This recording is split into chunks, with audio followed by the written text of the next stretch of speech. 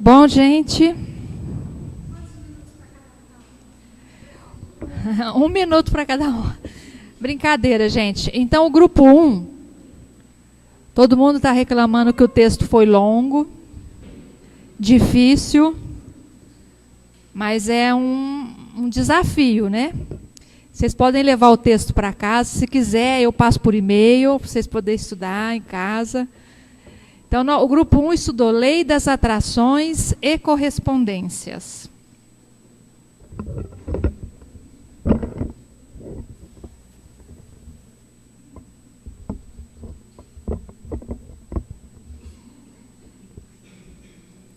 Boa noite.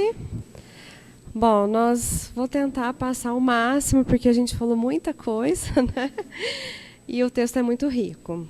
O que foi falado sobre as atrações é o seguinte: tudo no universo vibra e irradia força, luz e vida. Então, tudo está integrado num certo magnetismo.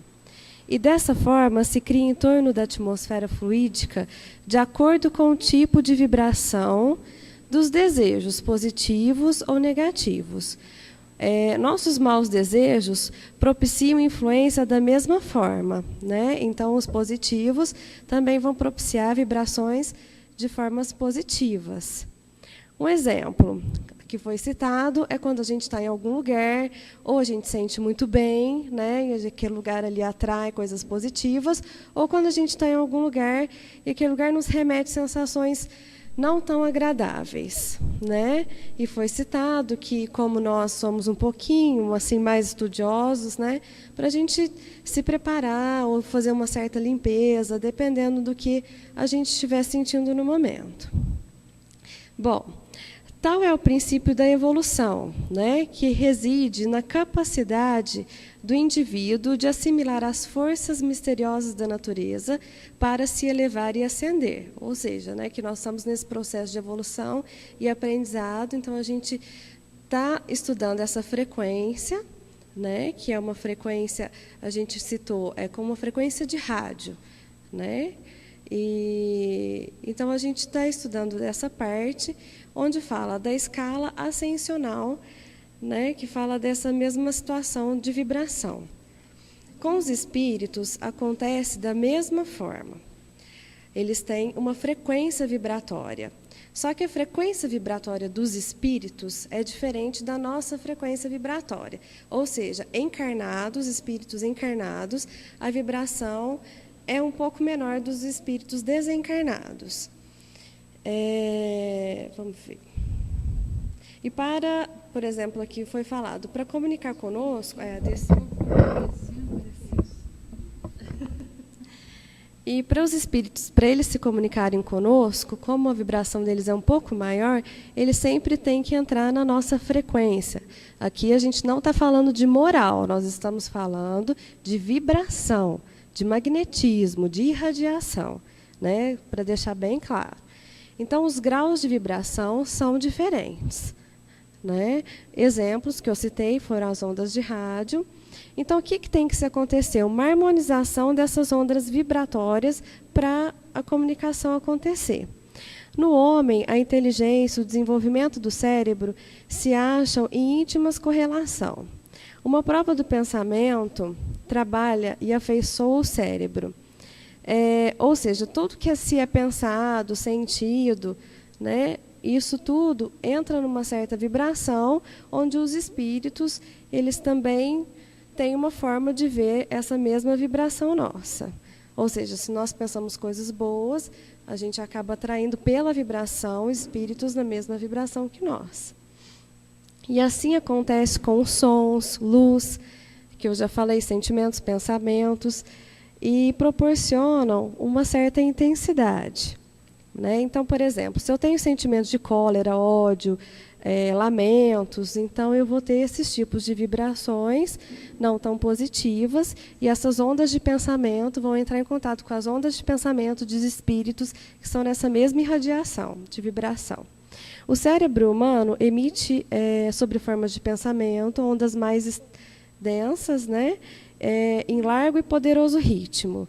E o pensamento do espírito ele é mais flexível. Então, foi citado em uma obra de Kardec, Obras Póstumas, que o espírito ele vê o pensamento de nós mortais através de imagem, como se fosse fotorretrato, né? Ele tem essa capacidade de ver esse nosso pensamento dessa forma. Bom, portanto, os cérebros humanos e espirituais têm mesma energia, sendo que nós mortais, né, essas energias elas não dominam tanto, elas vibram de forma mais devagar, ele até fala a palavra debilmente, e os espíritos atingem o máximo dessa intensidade. Então, por isso que há necessidade de harmonização em reuniões mediúnicas. Nas comunicações espíritas, a dificuldade consiste nessa harmonização de vibração e pensamento, a combinação de forças psíquicas e dos pensamentos dos médiuns. E trazendo um pouquinho mais, foi citado um exemplo, por exemplo, um médium, né, em trabalho, onde há um esclarecedor, e outras 2 pessoas que participam da reunião entram numa vibração ou num pensamento contraditório, diferente daquilo que está acontecendo. Então, isso anula essa vibração, essa onda de pensamento do médium, né, que pode atrapalhar, interferir.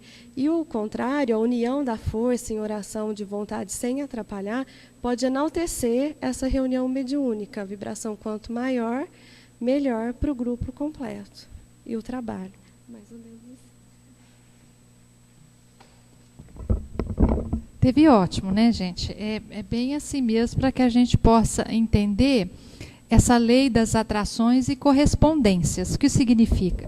Pensamentos iguais, semelhantes, eles vão se atrair, né? Nesse sentido, tanto para o bem quanto para o mal. Essa é a lei de sintonia que a gente tem falado desde o começo. É necessário que a gente cultive esses pensamentos, que a gente cultive esse magnetismo que emana do nosso pensamento. Porque o universo é todo, ele se rege por leis magnéticas, se a gente for pensar assim. Uma galáxia, ela atrai a outra, elas se repulsam, não é? Não tem a força da gravidade da Terra com o Sol, de Marte, de Vênus, cada um tudo isso daí é magnetismo, né? Do nosso planeta, do nosso sistema solar, da nossa galáxia, do universo. A Terra, ela tem um sistema magnético também, né? Se a gente for ver o desenho do cientista, ela tem o polo norte, o polo sul, né, os polos que ela tem, e ela tem ondas magnéticas que se combinam ali. Tanto que os animais migratórios, peixes, aves, eles se conduzem através dessas ondas. Fala assim, como que pode uma baleia ela viajar, sei lá, 5 mil, 6 mil, 10 mil, 12 mil quilômetros e ela sempre voltar? Uma tartaruga, ela nasce numa ilha, da hora que ela aprende a andar rapidinho, pequenininha, ela entra para o mar, de repente ela volta na mesma ilha. Como é que ela lembra o caminho? Como é que ela fez? Como é que ela foi? São as forças magnéticas. Então, nós somos regidos por essa força magnética. E a mediunidade não é diferente. Porque somos todos seres que estamos encarnados aqui na Terra, então nós somos regidos por essas forças magnéticas da Terra, do nosso sistema solar, né? Nós somos espíritos encarnados, então a gente está sujeita à lei espiritual, que tem o seu magnetismo próprio, né? Que não deixa de ser magnetismo, mas também somos seres materiais, físicos, conforme ela falou. Nós temos cérebro, e o nosso cérebro também, quando a gente pensa, se a gente for ver no eletroencefalograma, ou nesses exames mais avançados, existe toda uma corrente magnética que marca, existem marcações para isso. Então, o nosso cérebro, ele freia muito a mente espiritual da criatura. Por isso que existe essa diferença de vibrações. Então, a gente tem que aprender a diminuir a nossa vibração, aumentar a nossa vibração, para que a gente consiga fazer o contato mediúnico. Então, é isso, basicamente, que o Leon Denis explicou para nós, das leis de atração e de correspondências vibratórias. Certo? Agora, o grupo 2 vai falar da lei de harmonização de vibração e pensamentos diferentes.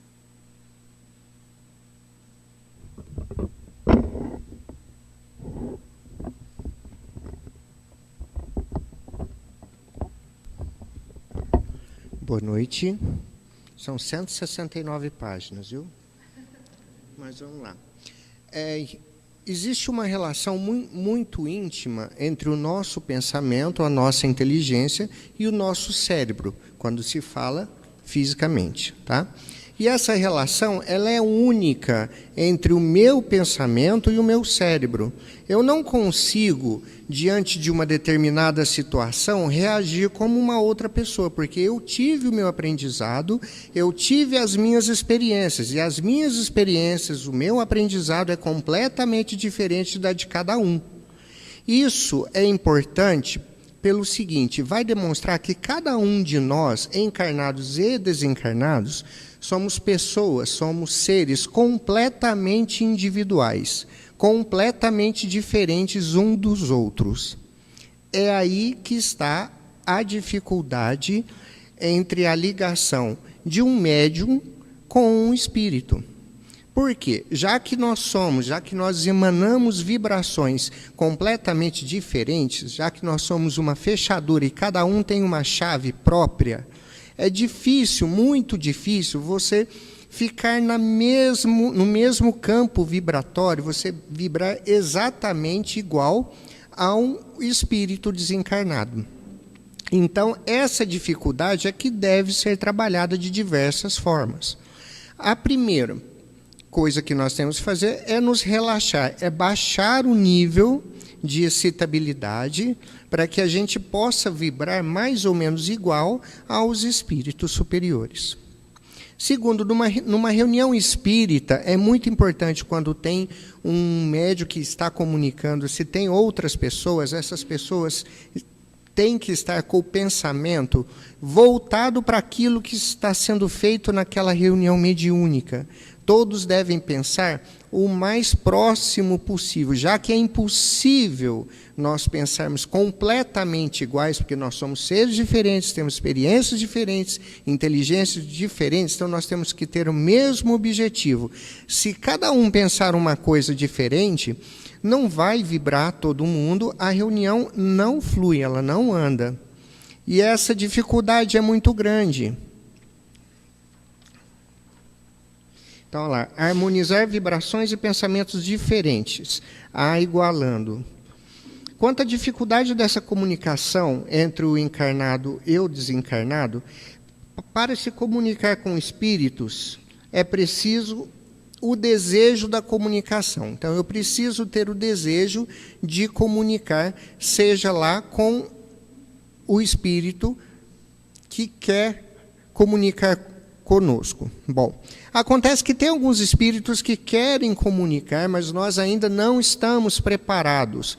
Como nós não estamos preparados, nós precisamos através do estudo, do trabalho e do desenvolvimento moral, ir nos melhorando cada vez mais para que nós possamos vibrar de acordo com esses espíritos.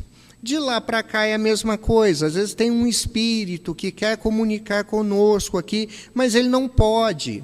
Então, ele também tem que fazer esse trabalho, ou então ele vai se aproximar de um espírito mais capacitado, mais preparado naquele momento que vem comunicar. Então, esse espírito vem e vai falar assim, olha, fulano de tal, ou não vai falar nem o nome, olha, tem um recado para você, é assim, assim, assim, assim. Um exemplo claro disso era o próprio Chico, né, que recebia suas cartas, às vezes diretamente do espírito, às vezes não, porque esse espírito ainda não tinha um grau de evolução suficiente para vir comunicar aqui com ele.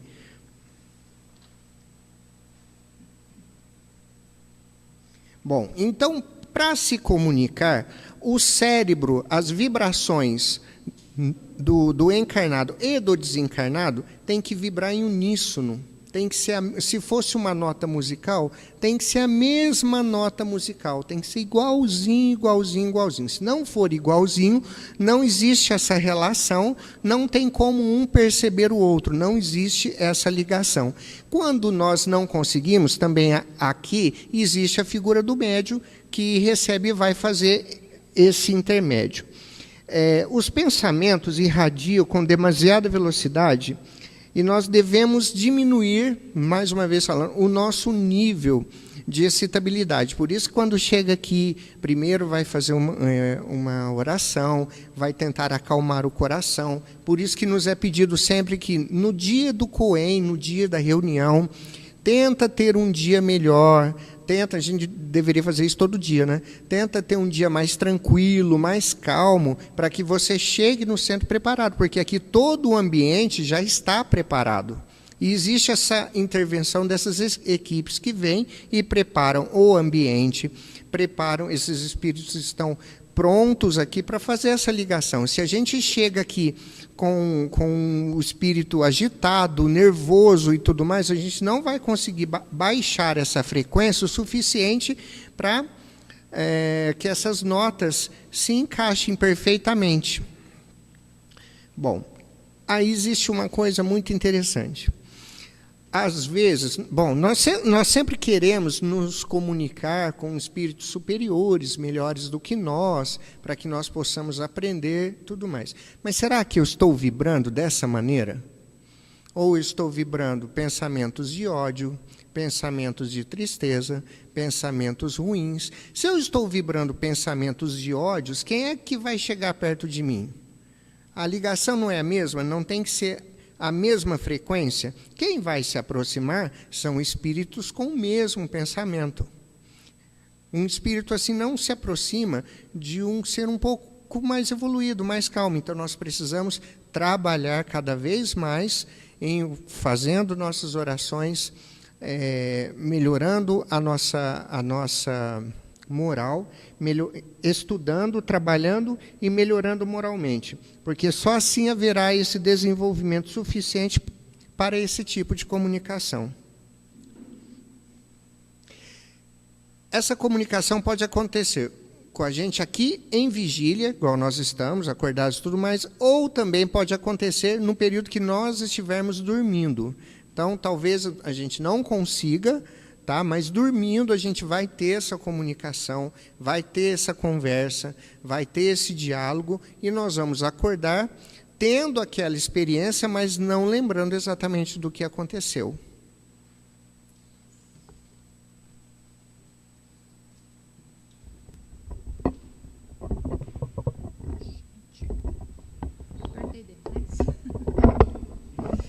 Então, gente, vocês percebem que no fundo é a mesma coisa. O que vem a ser? Essa vibração de pensamento. Quando a gente fala que a gente desvincula essa vibração magnética, essa vibração energética da moral, é o seguinte: é muito simples de você perceber. Quando a gente tem uma criatura, ela tem sentimentos de ódio, sentimentos de mágoa. Obviamente, se você puser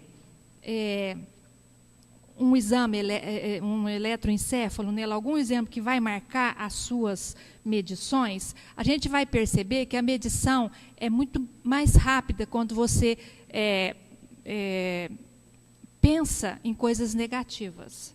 Porque o seu coração acelera, a sua pressão sanguínea acelera, porque tudo é magnetismo. Então, você está assimilando as energias negativas do mundo, da Terra, do universo, dos desencarnados. Então, isso vai fazer uma marca na sua energia, certo? Então, a gente tem que ver isso. Então, na verdade, não tem muito como desvincular o moral dessa vibração energética. Mas como assim? Chico Xavier recebia espíritos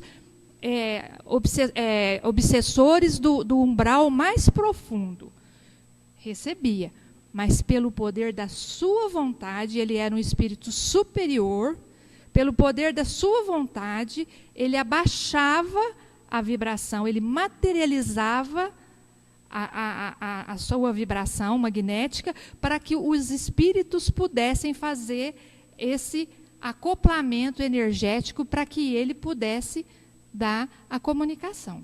Mais ainda, os espíritos mentores auxiliavam esses espíritos do umbral a elevar um pouquinho a vibração desse espírito, para que pudesse haver essa comunicação.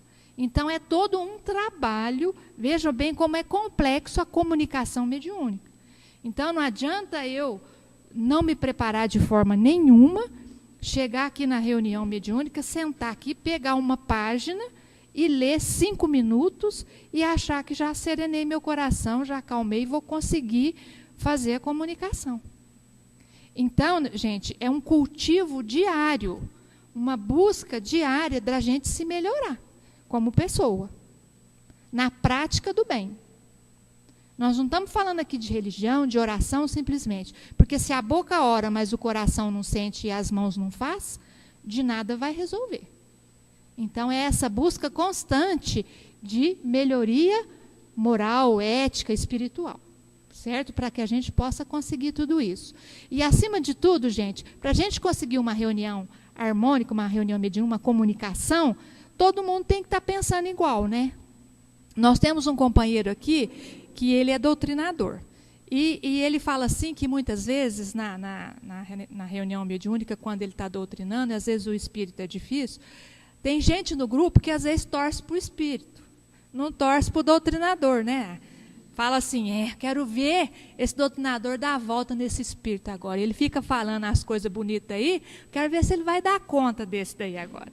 Ele é uma pessoa muito assim, engraçada, muito alegre, então ele faz essa brincadeira com o intuito da gente compreender que a gente tem que estar vibrando, mentalizando, para que aquele companheiro nosso que está conversando com o espírito encontre as palavras certas e corretas. Não que a gente interfira no que ele está falando, mas que a gente vibre, que a gente torça, né, para que aquilo dê certo, para que a gente deseje, do fundo da alma, tenha vontade que isso aconteça. O grupo 3, condição de experimentação. 1, porque o grupo 4 também vai falar sobre condição de experimentação. 2.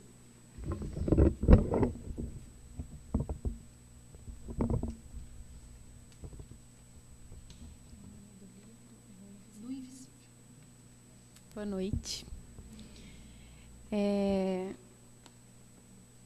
Bom, o nosso texto, ele fala sobre a importância do método nas reuniões mediúnicas. Ele fala que o método, se a gente faz uma reunião sem ter um motivo, né, e uma organização para o bom funcionamento, isso pode levar tanto à incredulidade das pessoas que estão naquela reunião. Por exemplo, se eu vou para uma reunião porque eu quero saber alguma coisa de algum parente meu que morreu, sem nenhum tipo de envolvimento naquilo, e aquilo que eu estava esperando não aconteça, isso pode fazer com que eu não acredite, que eu fale que isso não é verdade, que as reuniões mediúnicas não funcionam e tal. Ou, se eu vou unicamente com essa intenção e aquilo acontece, sem também nenhuma intenção nobre, vamos falar assim, eu posso começar a atribuir qualquer fato aos espíritos. Né? E aí eu posso acreditar que tudo o que acontece tem a ver com os espíritos, sem nenhum conhecimento relacionado àquilo. E aí, ele fala que o método ele não é necessariamente um método da ciência ortodoxa, né? Um método que necessariamente eu preciso medir com precisão. Assim. É um método relacionado à religião, né? Mas não deixa de ser um método e não deixa de ser importante. E aí ele fala que o método, ele é um texto corrido, mas eu tiquei algumas coisas importantes, que para a gente entender melhor, porque o texto é comprido, né? E aí, o método ele está relacionado à experimentação assídua com as revelações do Espírito Guia. Então, é importante que eu faça essa experimentação, mas eu seja norteada por algo, né? E aí, no caso, é o Espírito Guia. Eliminar nas experiências tudo que apresenta caráter suspeito, todo elemento de dúvida, ter uma desconfiança na medida. Ele dá um exemplo que eu não posso confiar em tudo, mas eu também não posso ficar pedindo para o Espírito me provar a qualquer custo que o que ele está falando é verdade. Então, precisa ser uma desconfiança equilibrada. Está sempre pedindo conselho para o Espírito Guia, deter-se aos primeiros sintomas de esgotamento do médium, manter a harmonia, elevação de pensamentos e dos corações, evitar com cuidado que pode influenciar o médium a perturbar a ação dos espíritos, ter calma, silenciar, ter disciplina, união, recolhimento e prece, sincero desejo de instruir-se de um amor profundo ao bem e à verdade, não relação com almas perversas e meditação. Coisas que a gente vem falando e que ele, né, no texto ele discorreu assim, com muita facilidade, tudo dando exemplo. Basicamente é isso. Então, gente, essa experimentação, o Leon Denis vem mostrar para a gente a necessidade da disciplina na reunião mediúnica, que é desde do começo que a gente vem falando, que é o mesmo que Kardec vem falando. Porque ela é, na verdade, uma ciência de experimentação. Então, ela tem que ter o seu método, ela tem que ter a sua maneira de ser feita, não é de qualquer maneira. A gente percebe aqui que existem leis que a gente tem que obedecer, leis materiais, físicas mesmo, né, se a gente fosse dizer assim, que é o magnetismo. Então, a gente tem que conhecer tudo isso. E ele diz assim, que não tem necessidade, muitas vezes, da pessoa ser letrada. Basta que ela tenha boa vontade e ela não tenha assim, ideias pré-concebidas. Inclusive, nós estávamos estudando essa semana, porque nós todos que trabalhamos na reunião mediúnica, uma vez por mês a gente faz estudo. Né? Então, ele falava, o estudo que nós estudamos do Livro dos Médiuns era das contradições. E ele diz assim, que muitas vezes pessoas inteligentes, cultas, elas não conseguem aceitar, não conseguem entender uma verdade, às vezes até um fato, porque ela tem as suas ideias pré-concebidas, e a partir daí ela analisa aquele fato, aquela ocorrência, por essas ideias. E o Leon Denis vem ratificar isso de novo. Às vezes a pessoa muito inteligente, muito culta, um cientista, ele já traz uma ideia arraigada dentro de si e ele não consegue se abrir para entender, para compreender outras nuances que não aquela que ele aceita só. Então, é basicamente isso que foi falado. O grupo 4, também condição de experimentação 2.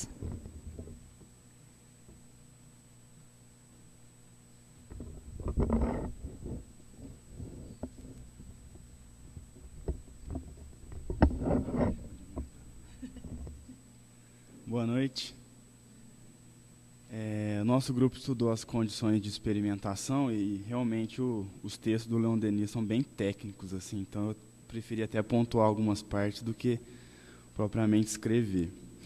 Mas ele fala, nesse texto, principalmente da harmonização das reuniões e o estado do espírito no momento das comunicações, né?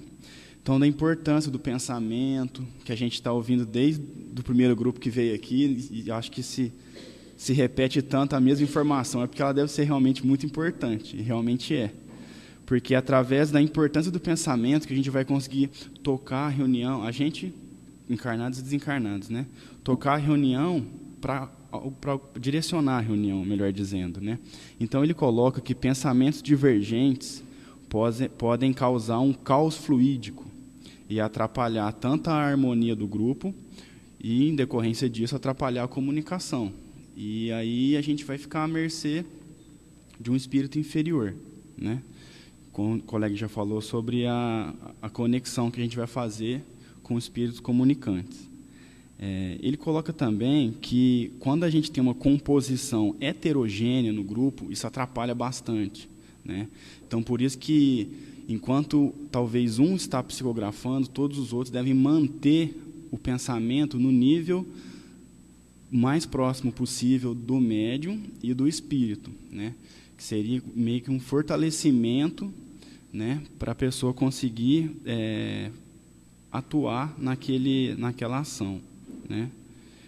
E quando isso não acontece, quando o grupo está heterogêneo, né, cada um pensando uma coisa, ou está aquela, né, que a gente fala de quebra, né, tem um que está quebrando, pensando bem diferente da sintonia, aí pode acontecer da gente ficar à mercê de um espírito mal intencionado, né? Se às vezes o próprio médium está com um pensamento, como já foi dito aqui, de raiva, ou está preocupado se o time dele vai jogar bem ou se não vai, ele vai, a nível dele vai cair bastante, aí pode ficar à mercê de um médium, de um espírito, que pode passar uma informação falsa, ou que pode fazer uma brincadeira, ou que pode, dependendo do grau, até ofender alguém, né? E também fala que é muito importante a afinidade dos membros do grupo, e deles e das entidades atuantes. Então, a gente vem sempre no COEM, no mesmo horário, no mesmo dia, com as mesmas pessoas, né?